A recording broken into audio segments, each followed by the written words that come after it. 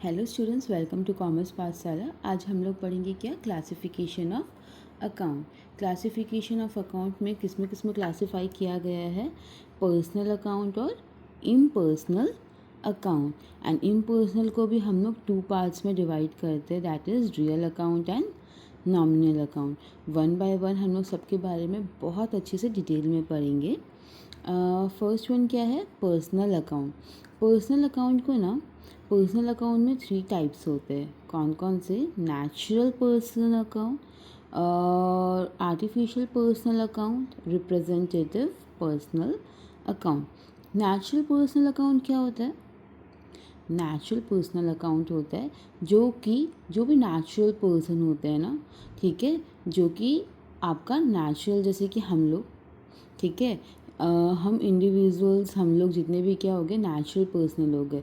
It means जहाँ भी आप नाम देखोगे ना कोई पर्सन का, जैसे राम, श्याम, मोहन, विनय, जो भी, सीता, गीता, वो सब क्या हो गया, वो नेचुरल पर्सनल अकाउंट होते हैं। आर्टिफिशियल पर्सनल अकाउंट क्या होते हैं, आर्टिफिशियल पर्सनल अकाउंट होते हैं जो कि नेचुरल नहीं होता, जो कि ह्यूमन मेड होता है।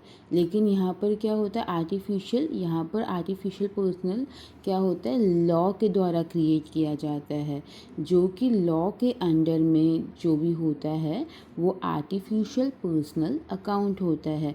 जैसे कि आपका कोई भी university, Delhi university, Kolkata university और कोई भी यूनिवर्सिटी या फिर प्राइवेट लिमिटेड, जितने भी सब क्या होते हैं, लॉ के अंडर क्रिएट किए जाते हैं, वो सब क्या होते हैं, artificial personal account.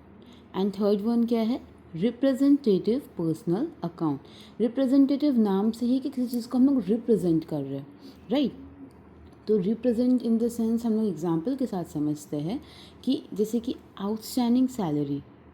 Outstanding salary क्या होता है कि सपोज़ आप कंपनी में ऑनर हो और आपको सैलरी पेड करना है अपने एम्प्लॉयज़ को। तो जब आपको अपनी सैलरी पे करना है और आपके अंडर में तो ऑब्वियसली 1 या 2 एम्प्लॉय तो नहीं होंगे, बहुत सारे एम्प्लॉय होंगे। अगर सपोज़ आपका 15 to 20 एम्प्लॉयज़ का आपका सैलरी ड्यू है, आप सबका नाम तो लिख के नहीं कर सकते हो, राम, श्याम, सीता, गीता, सैलरी ड्यू, नहीं। आप एक क्या करोगे, एक उसको रिप्रेजेंट करोगे किस नाम से, आउटस्टैंडिंग सैलरी या सैलरी आउटस्टैंडिंग अकाउंट, ठीक है, जिसको आप सारा उसमें ही प्रेजेंट करोगे। जैसे कि आपका प्रीपेड इंश्योरेंस, इस टाइप के जितने भी होते हैं वो क्या होते हैं, representative personal account. Personal account क्या हो गया, related to an individual, firm, company और an institution are called personal account. मतलब कोई भी इंडिविजुअल, फर्म, कंपनी या कोई भी इंस्टीट्यूशन से कोई चीज़ रिलेटेड हो उसको क्या बोलते हैं, पर्सनल अकाउंट। इंडिविजुअल हम लोग पढ़ लिए, क्या हो गया, राम, सीता, ये इसमें क्या हो गया, ये नेचुरल पर्सन हो गया। जितने भी कंपनीज या फर्म होते हैं वो लॉ के द्वारा क्रिएट किए जाते हैं, वो क्या हो गया, आर्टिफिशियल पर्सनल अकाउंट, ठीक है। Example, account of Mohan, Ram, ये सब क्या हो गया, पर्सनल हो गया। अकाउंट ऑफ दिल्ली यूनिवर्सिटी, ये क्या हो गया, आर्टिफिशियल, ठीक है। बैंक क्या हो गया, आर्टिफिशियल। कैपिटल एंड ड्राइंग जो होता है ना, वो होता है आपका नेचुरल पर्सन में, बिकॉज ये प्रोप्राइटर का होता है, ठीक है। तो कैपिटल एंड ड्राइंग जो हो गया वो नेचुरल पर्सनल हो गया, अकाउंट हो गया। Salary outstanding, prepaid insurance account, ये क्या हो गया, representative personal account. Very good. हम लोग क्या पढ़ेंगे, इम्पर्सनल अकाउंट। इम्पर्सनल अकाउंट में क्या था, real and nominal account. Real account के बारे में पढ़ते हैं। रियल अकाउंट क्या होता है, ऐसा अकाउंट जो कि हम लोग मनी के टर्म में मेज़र कर सकते हैं, ठीक है, और which are the properties of the business, और वो बिजनेस का प्रॉपर्टी होना चाहिए, जिसको हम लोग क्या बोलते हैं, रियल अकाउंट, ठीक है। जैसे कि एग्जांपल आपका हो गया कैश, फर्नीचर, मशीनरी अकाउंट। अगर बिजनेस में टेबल यूज़ हो रहा है तो वो भी क्या हो गया, हमारा रियल अकाउंट, ठीक है। उसको क्या हम लोग कैश में, मनी में मतलब क्या हो सकता है, मेज़र कर सकते हैं, ठीक है। Goodwill, copyright. रियल अकाउंट में क्या होता है, टू टाइप्स होते हैं, टेंजिबल एंड इनटेंजिबल। टेंजिबल क्या होता है, जिसको हम लोग देख सकते हैं, टच कर सकते हैं, ठीक है। एग्जाम्पल आपका इसमें क्या, फर्नीचर, मशीनरी, बिल्डिंग, ये सब क्या हो गया, टेंजिबल हो गया।